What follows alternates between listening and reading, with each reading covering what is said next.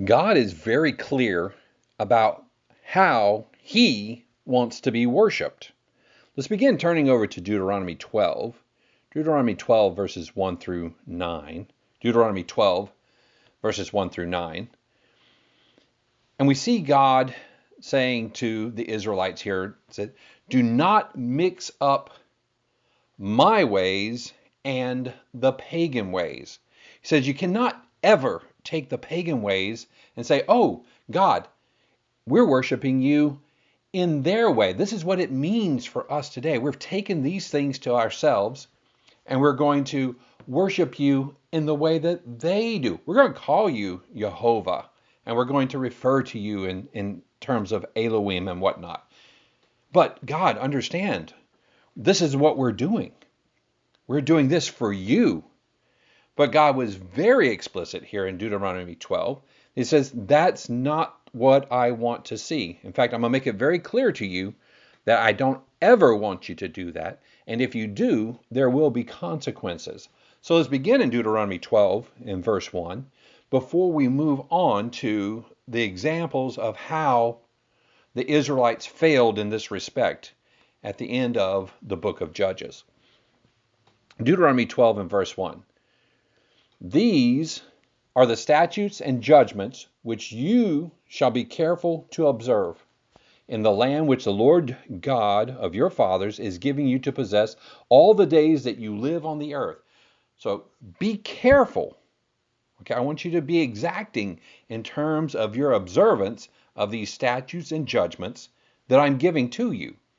All right, let's be clear about what we need to do then with all the other pagan ways of the country, of the land in which you enter, what needs to be done with all that. Verse 2, you shall utterly destroy all the places where the nations which you shall dispossess served their gods, these pagan gods which are not gods, on the high mountains, okay, in these high places. They went wherever they wanted to. Okay, and they made their little pagan altars and they worshiped in their ways on these high mountains and on the hills and under every green tree in a way very similar to what we see even today in terms of the Christmas tree. Verse 3, and you shall destroy their altars, break their sacred pillars, burn their wooden images with fire, and you shall cut down the carved images of their gods, and destroy their names from that place. So he says, okay, all the ways that they do, okay, there are altars under the green trees with their sacred images, their pillars, their wooden images, their carved images. Destroy all of that and all of the names of their pagan gods along with it. Verse 4, you shall not worship the Lord your God with such things. So we do not have the latitude to say, oh, but God, I'm making this little image for you. It's a little representation of you, and I'm going to worship you in that way so that I have some type of representation here and image in my mind so that I can, whatever kind of excuses they wanted to make up. And God's very explicit when he says, you cannot worship me in their way. Okay? I want you to worship me in a very specific way. Right? Continuing in verse 5, he says, you shall seek the place where the Lord your God chooses. Okay, so I'm going to tell you through my servants the place that I choose from out of all your tribes, okay, to put my name for my dwelling place, and there you shall go. So you don't get to go all over the place, wherever you want, hither and thither. You need to go to the place that I set aside. And you're going to take your burnt offerings there, your sacrifices, your tithes, the heave offerings of your hand, your vowed offerings, your freewill offerings, and the firstborn of your herds and flocks. So you don't get to go just wherever you want with your offerings and your sacrifices and your tithes. You're going to go to this one central point that I'm going to choose, and I'm going to place it. And you don't have this ability to go and give your offerings wherever you want, to whomever you want, however you want.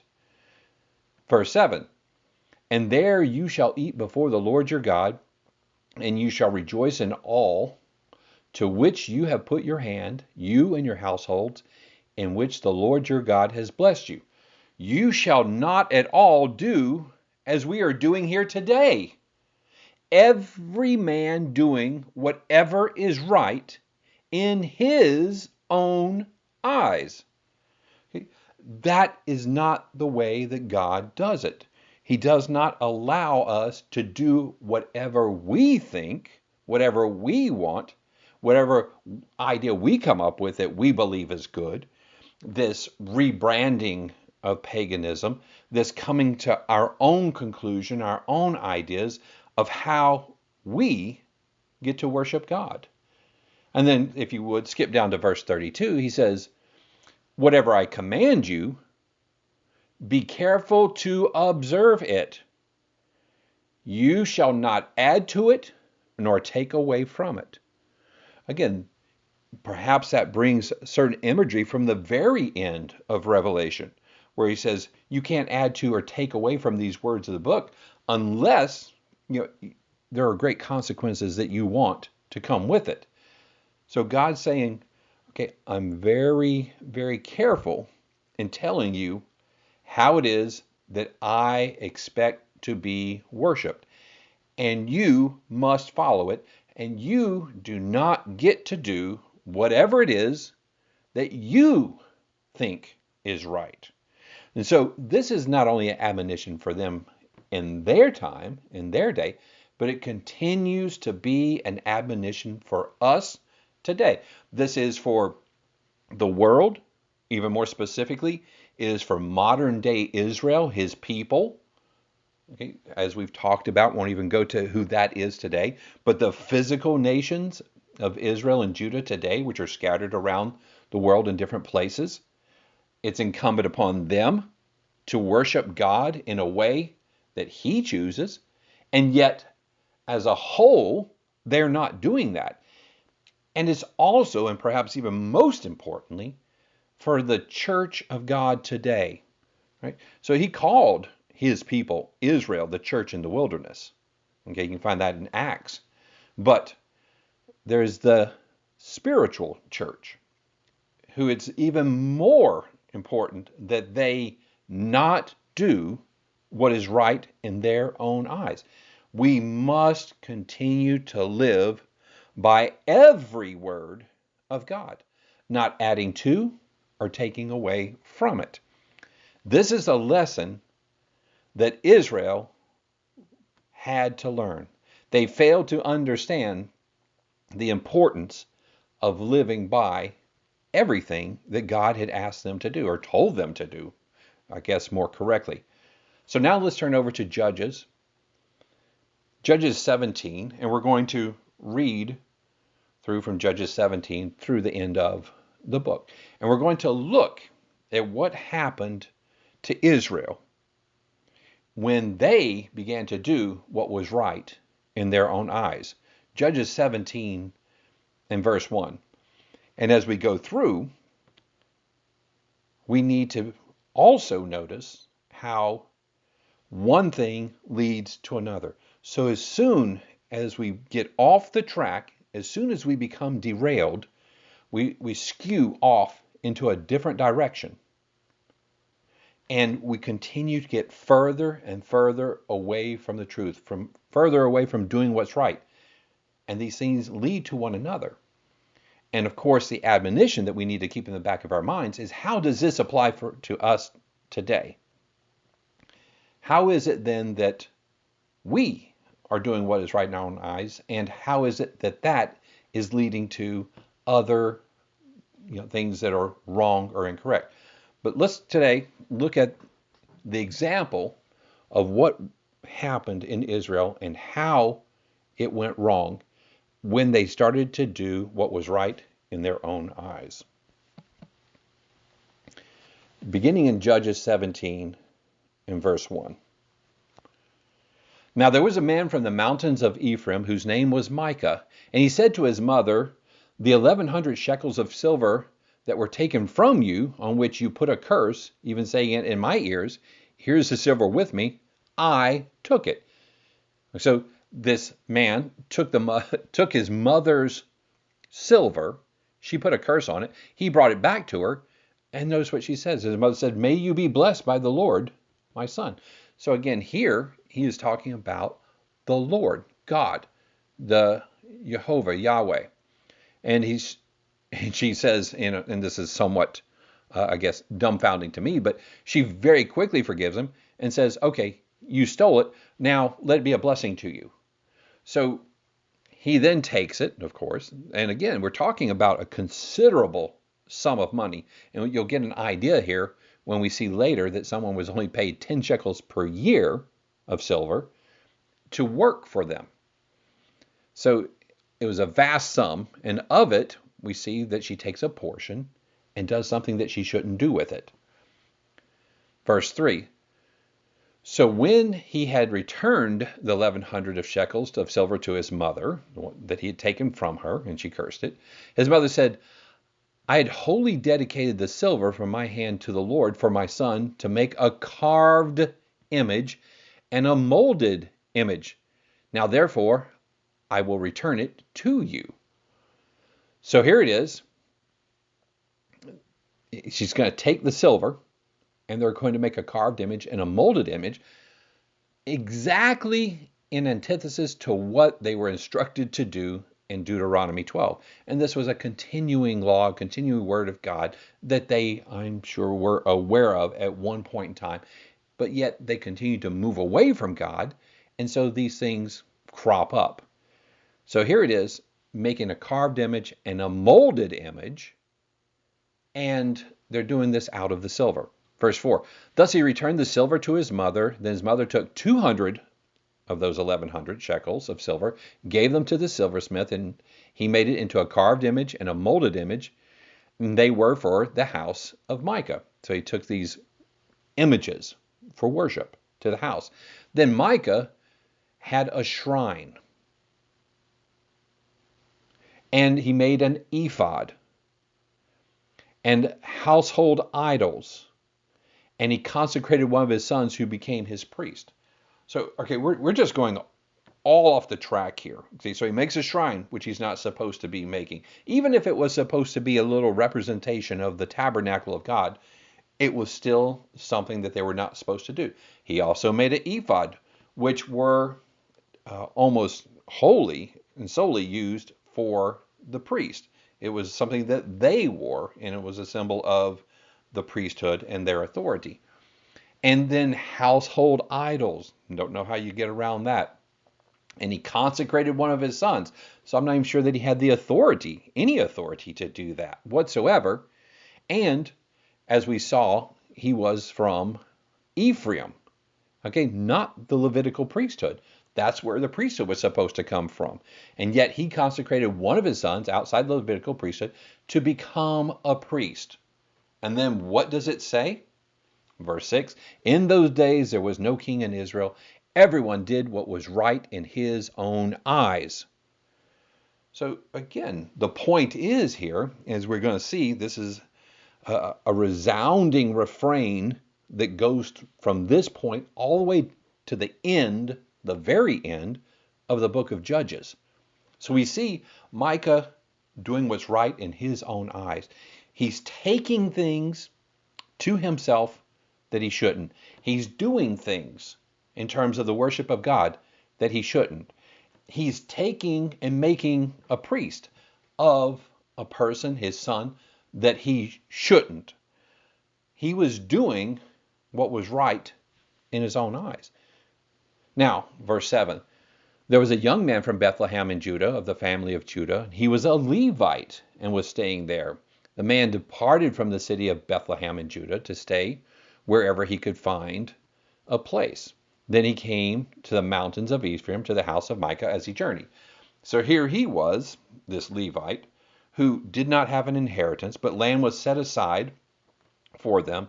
Yet he is now striking out on his own for some reason. He's leaving out of Bethlehem in Judah and going up to the north, which is where Ephraim was.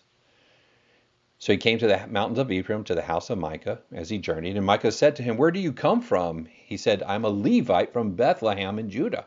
I'm on my way to find a place to stay. And Micah said to him, dwell with me, be a father and priest to me, and I will give you 10 shekels of silver per year, a suit of clothes, and your sustenance. So the Levite went in. So in all of this, okay, we're not going to paint Micah as completely evil, but Micah was trying to worship. He was trying to make these things right. Okay, and I forgot to mention it, but the word there for shrine was Beth Elohim. So it was house of God.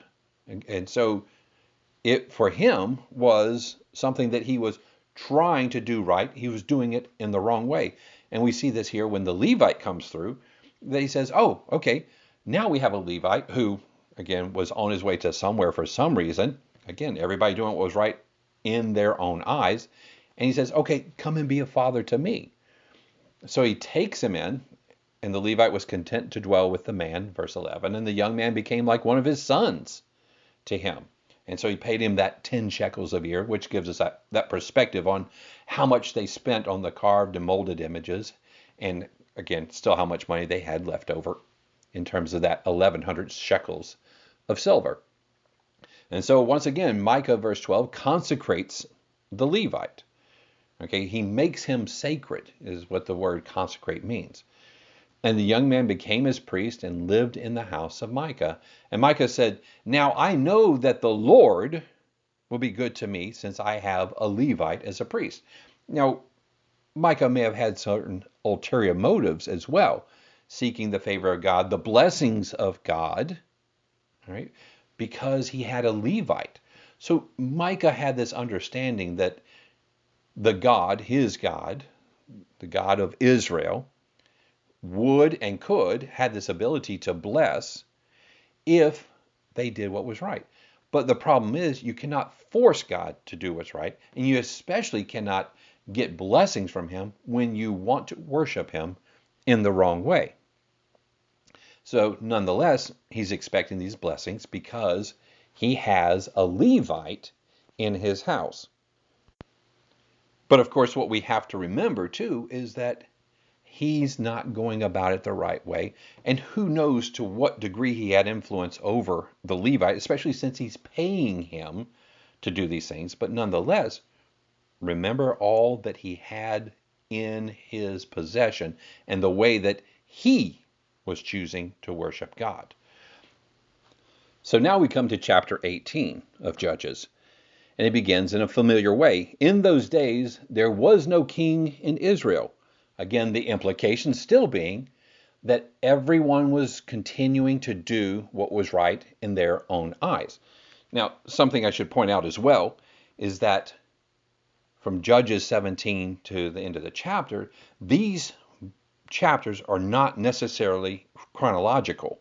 There are different markers within these chapters that show that it's not necessarily that way.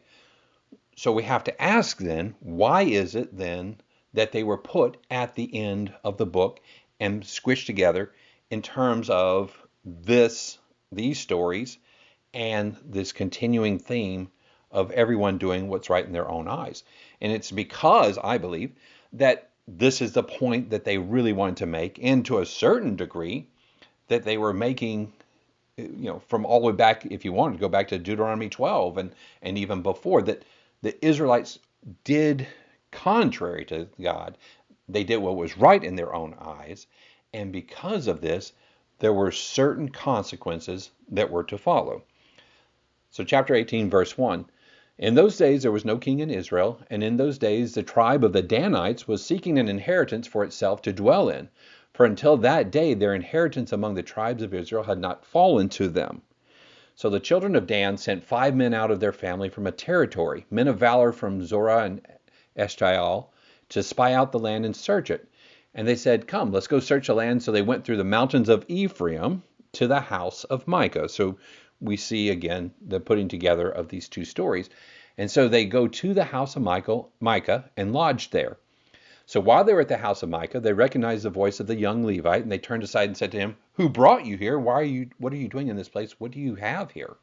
And he said to them, thus and so Micah did for him. So he recounts what happened that Micah did for him and how he came about that. He hired me, I have become his priest. So they said to him, please inquire of God that we may know whether the journey on which we go will be prosperous. So there seems to be, again, this looking to the Levite to find out what is God's will. And to a certain degree, it seems that the Levite has the ability to inquire of God on their behalf. So again, people are trying to do what's right. They have a semblance of what is right, but nonetheless, they're going about it the wrong way. So even if they mean to do right, but they don't do it in the right way, if their intent, quote unquote, is good, but they don't go and try to worship God in the correct way, then there are going to be problems with that. So continuing in verse 6, the priest said to them, go in peace, the presence of the Lord be with you on your way. So the 5 men departed and went to Laish. They saw the people who were there and how they dwelt safely in the matter of the Sidonians, quiet and secure. There are no rulers in the land who might put them to shame for anything. They were far from the Sidonians, and they had no ties with anyone. So the spies came back to the brethren, and the brethren said, what's your report? And they said, let's go up against them, for we've seen the land, and it's very good. So let's do not hesitate to go up there and to possess the land. So verse 10, when you go, you will come to a secure people, large land, for God's given it into your hands, a place where there is no lack of anything that is on the earth. And so the 600 men of the family of the Danites went there, armed with their weapons. They encamped at these places, in verse 12, and they passed from there to the mountains of Ephraim and came to the house of Micah. So we kind of pick up the story again here.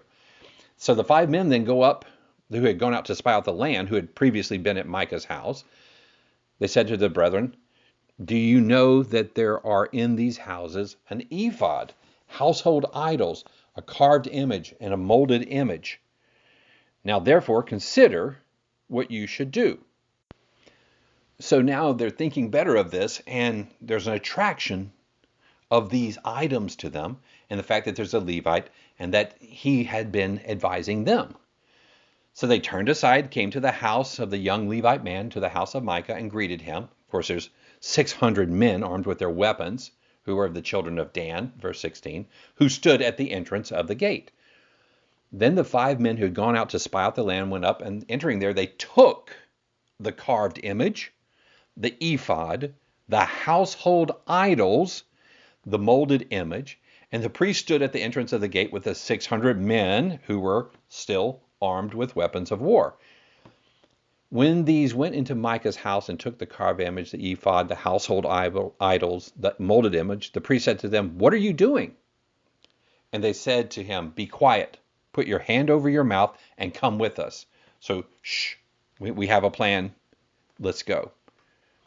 And they said, be a father and priest to us. So they're stealing the priest, who has this contractual agreement with Micah.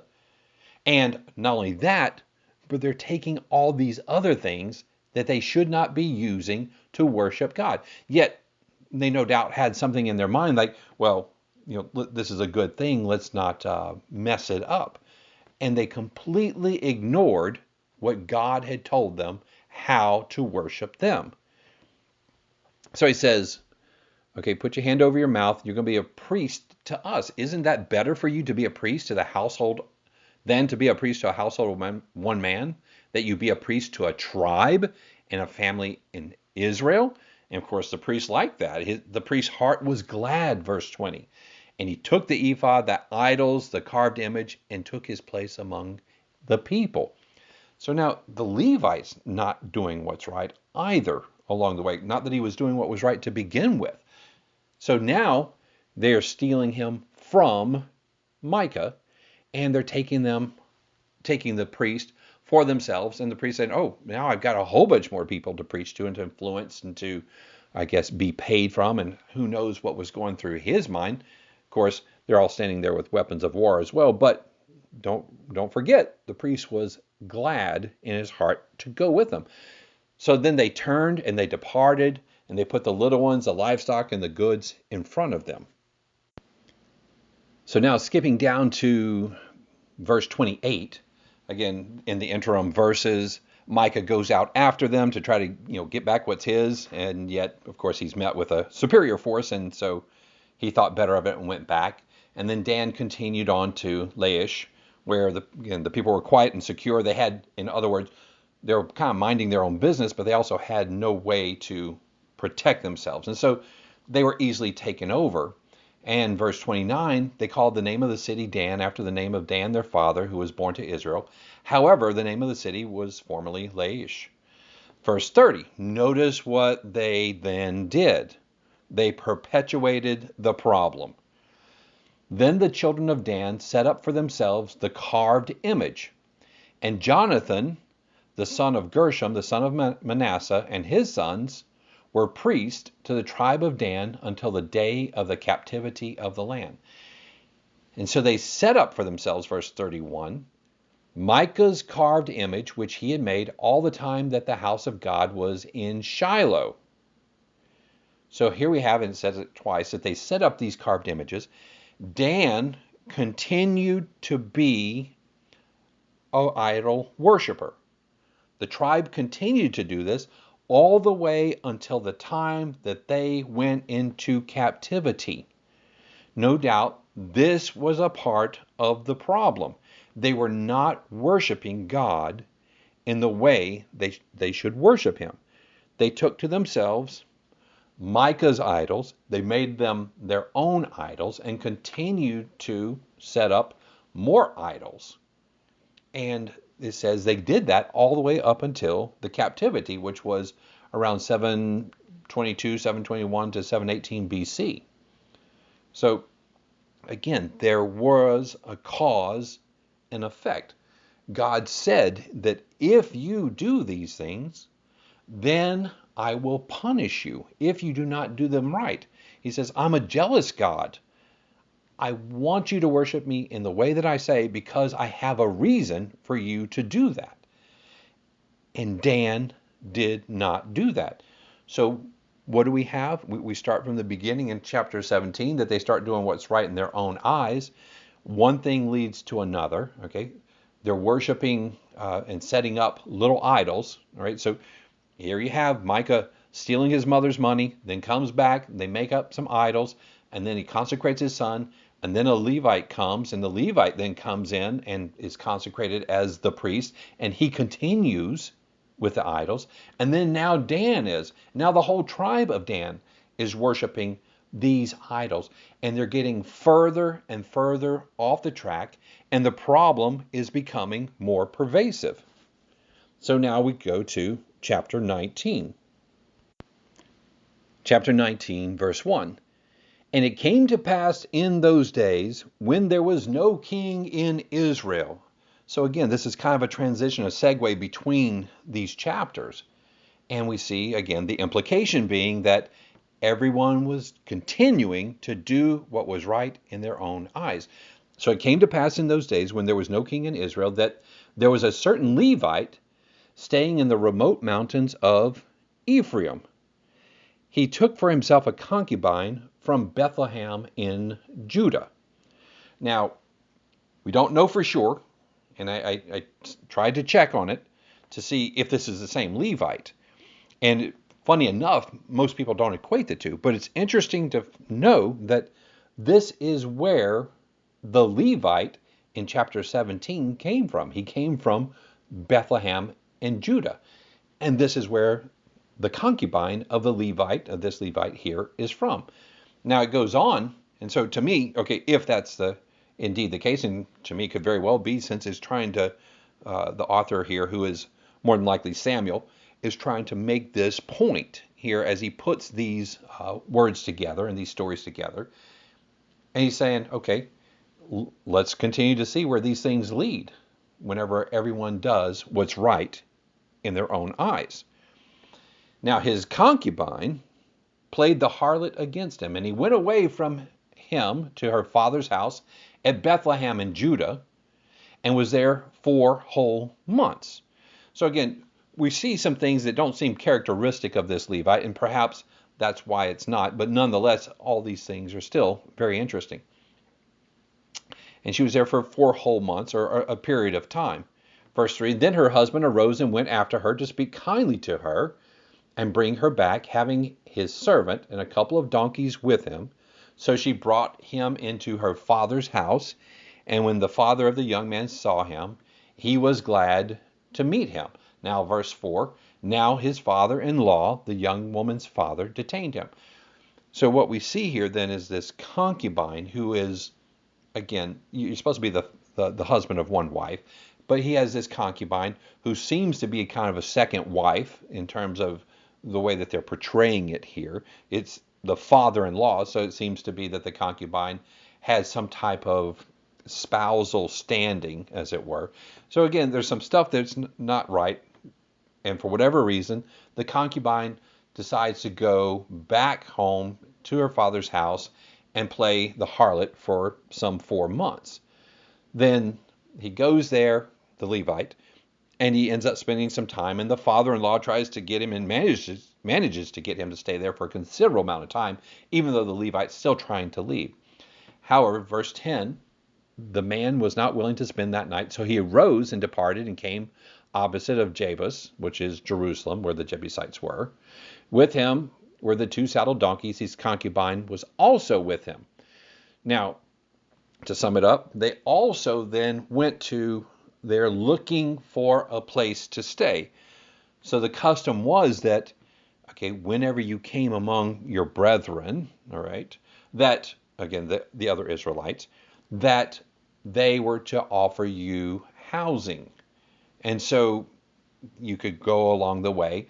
And as we find out, the Levite, while he was traveling, still had, food for the donkeys, food for himself, and wine for himself. And so it really wasn't going to be a burden.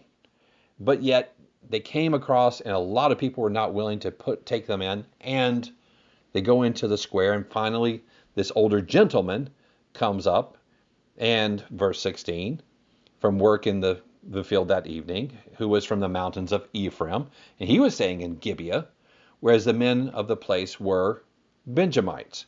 So he's going to this area of Benjamites, the tribe of Israel, and he's not finding people that are going to be willing to put him up. So we're already off to a bad start.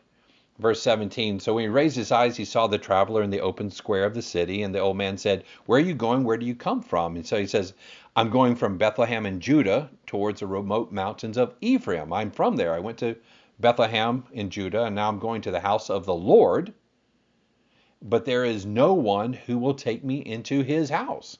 And in verse 19, he says he has all the stuff. He doesn't lack anything. Then the old man in verse 20 says, peace be with you. However, let me meet all of your needs. Let me be responsible for all that. And do not spend the night in the open square. Now, it's very interesting here how very closely all of this parallels the instance in Sodom and Gomorrah. And again, the point to me that's being made is just how bad the people of Gibeah, these Benjamites, actually were at this point in time when people of Israel had no king and were doing what was right in their own eyes. So, verse 21, he brought him into his house, gave fodder to the donkeys, they washed their feet and ate and drank. Verse 22, as they were enjoying themselves, suddenly certain men of the city, perverted men, surrounded the house and beat on the door, and they spoke to the master of the house, the old man, saying, bring out the man who came into your house, that we may know him carnally, was implied. Just like Sodom and Gomorrah. But the man, the master of the house, went out to them and said, no, my brethren, I beg you, do not act so wickedly. Seeing the man has come into my house, do not commit this outrage. And then, just like in Sodom and Gomorrah, they offer the daughters. Says, look, here is my virgin daughter and the man's concubine, the Levite's concubine. Let me bring them out now. Humble them and do with them as you please. But to this man, do not do such a vile thing. So again, now by chapter 19, everything's just becoming so incredibly bad. we have the Benjamites who are coming out in their perverted homosexual ways to try to take the man, and then the man who is the old man who's putting him up says, oh, here's my daughter. And of course the Levites consenting to give the concubine as well. And they're saying, yeah, just don't come and rape me. Here, rape the women. Again, they are so far off the scale as to be compared to Sodom and Gomorrah.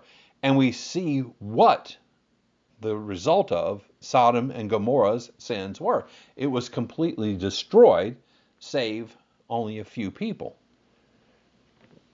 This is how bad Israel had become, now doing what was right in their own eyes.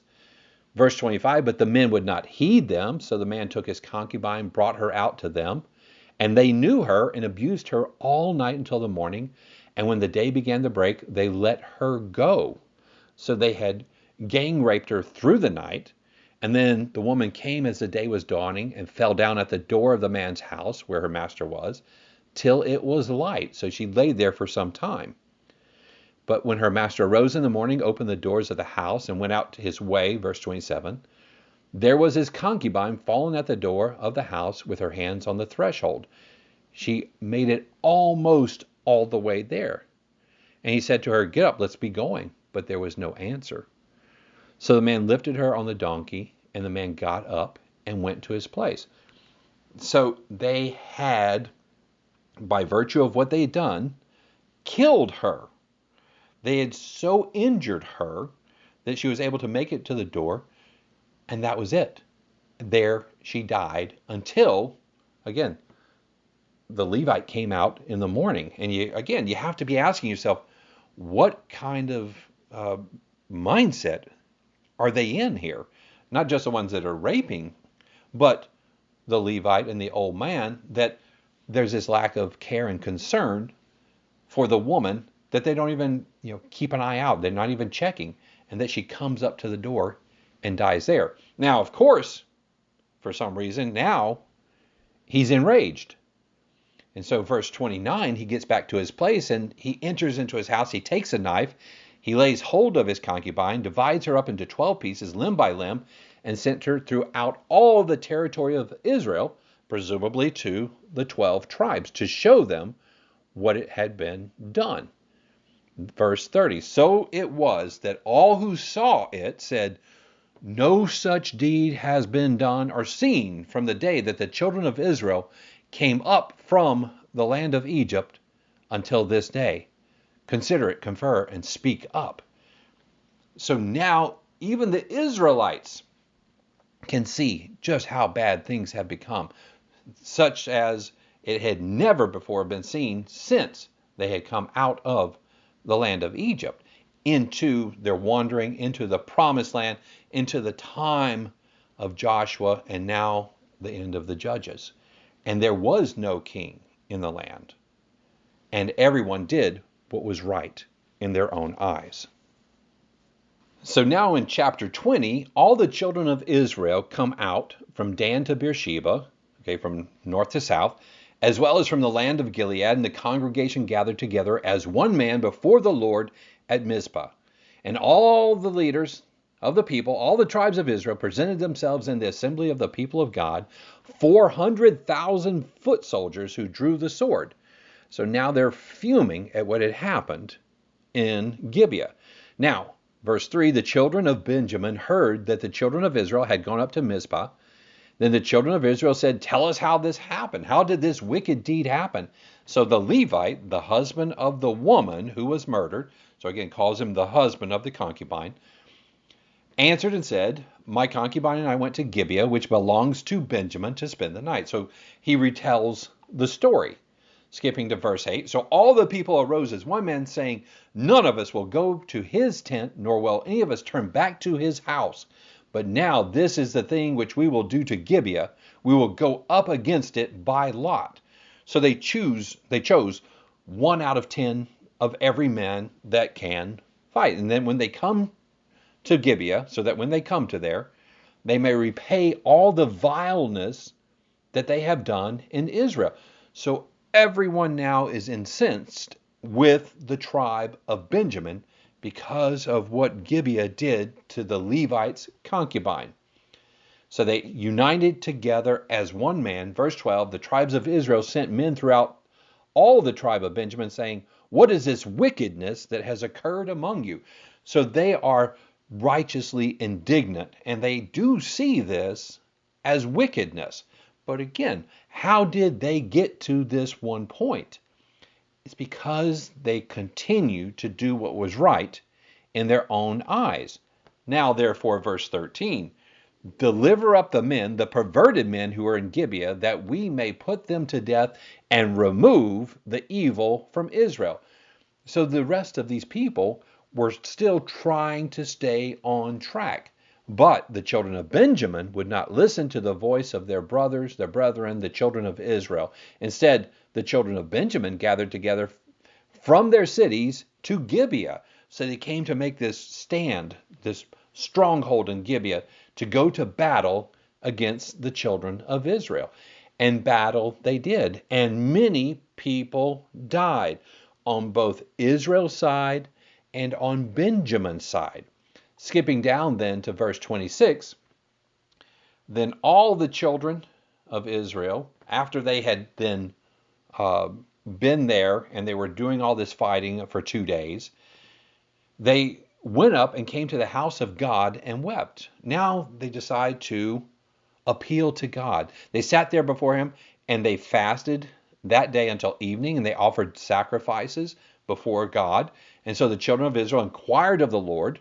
The Ark of the Covenant of God was there in those days. And Phinehas, the son of Eleazar, the son of Aaron, who had previously proved himself to be a godly man, stood before it in those days, saying, shall I yet again go out to battle against the children of my brother Benjamin, or shall I cease? So here he is. Phinehas then has to say, again, in the presence of God, he says, should we do this? So he's beseeching God's intervention, his instruction, trying to get an answer from God for what they should do for the wickedness that has been found in Benjamin, and specifically in Gibeah. And so God then says, go up, for tomorrow I will deliver them into your hand. So God is now with them, behind them, and says, go, and I will be with you, and I will deliver them. I think it bears noting, though, that here we now have brother against brother. They are fighting each other. This is family. This is blood. They have shared blood. They're fighting each other because this is how far things can go wrong within this church in the wilderness. The people of Israel, who are supposed to be God's people, who are supposed to be living by his way, and they got away from it, and this is how far it goes, and this is what it leads to.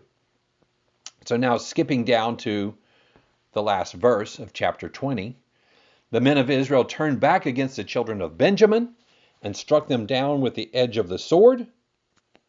From every city, men and beasts, all who were found, they also set fire to all the cities they came to. So, of course, Israel prevailed. They killed almost everyone except for 600 men who had fled to the rock of Rimmon. And those 600 stayed there. Now, chapter 21, the final chapter of Judges. Now the men of Israel had sworn an oath at Mizpah, saying, none of us shall give his daughter to Benjamin as a wife. So they make this hasty oath where they swear that they're not going to give their wives to Benjamin. So they have these 600 men, nobody else is left, and so now they've sworn. Okay, and it's an oath that they make that then becomes a sin if they break it. So now they, in their haste, made this one that now is going to force Israel to come, or not Israel, but Benjamin to come to nothing if these Benjamites do not get a wife. Verse 3, O Lord God of Israel, why has this come to pass in Israel that today there should be one tribe missing in Israel? So they had realized, even by their oath, that now Benjamin would come to naught. So it was then that they had to figure out something else that they could do so that their brother would not cease to exist. So again, so we're going to see some convoluted reasoning as to how we can now give them wives in terms of trying to keep them alive because we made this oath in haste. So in all of this, now, okay, as we saw before, they didn't beseech God until 2 days into the fighting. And here they are making these oaths and whatnot. And God's not really in the picture. So what they then reason among themselves is that, oh, you know what? We know how we can keep Benjamin alive. We said before that if anyone doesn't come up here, that we would destroy them. Again, it's a threat now that they feel that they now need to make good on. So now they got to go fight again amongst themselves. And they say, okay, in verse 8, no one had come to camp from Jabesh Gilead to the assembly. So they said, okay, well, let's take 12,000 men and go there in verse 10. And we're going to get back some women from them. So they reason how they're going to get this. And they come up with, in verse 12, 400 young virgins who had not known a man. And so they killed them just to get 400 virgins, but yet there's 600 men. So now they have to kind of figure out, well, what else are we going to do? How else can we do this without going back on our oath of the things we had promised already? So we see then all this convoluted thinking, and it's still not over just yet. So in verse 14, we see at the end of the verse, yet they had not found enough for them. So verse 17 says, there must be an inheritance, all the Israelites are saying, for the survivors of Benjamin, that a tribe may not be destroyed from Israel. Again, why didn't they think of these things beforehand? Why didn't they beseech God beforehand? Instead, they did what was right in their own eyes. So now they kind of backed themselves and painted themselves into a corner. In verse 18 it says, well, we can't give them wives of our daughters, for we swore an oath saying, cursed be the one who gives a wife to Benjamin. So they can't give a wife to Benjamin. So they concoct this plan to let Benjamin take wives.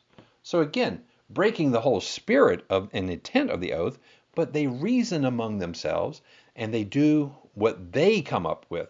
This is their judgment of the matter. So they instructed the children of Benjamin in verse 20 to go lie and wait in the vineyards. And then verse 21 it said, every man catch a wife for himself. And they would go to this feast where the daughters were dancing and said, take them. And when their fathers and brothers come and complain to us, that we will make sure that they don't come after you. Making in that way, we're not guilty of the oath. You now have the missing 200 wives that you didn't get when we went and slaughtered the other people at Jabesh Gilead. Verse 23, and so the children of Benjamin did so. They took enough wives for their number from those who danced, whom they caught, and they went and returned to their inheritance, and they rebuilt the cities and dwelt in them. So there you go. That's what happens when people do what's right in their own eyes. That it becomes this convoluted way of reasoning, trying to get around doing the things that they're supposed to be doing. And ostensibly, how did it start? With Micah and his mother, and him stealing these shekels, 1,100 shekels of silver. So verse 24 of Judges 21:24. So the children of Israel departed from there at that time, every man to his tribe and family, and they went out from there, every man to his inheritance. And it's like, quote unquote, now it's like, what, all good? No, it's far from it. Because verse 25, in those days there was no king in Israel. Everyone did what was right in his own eyes. That is the last verse of the last book of Judges.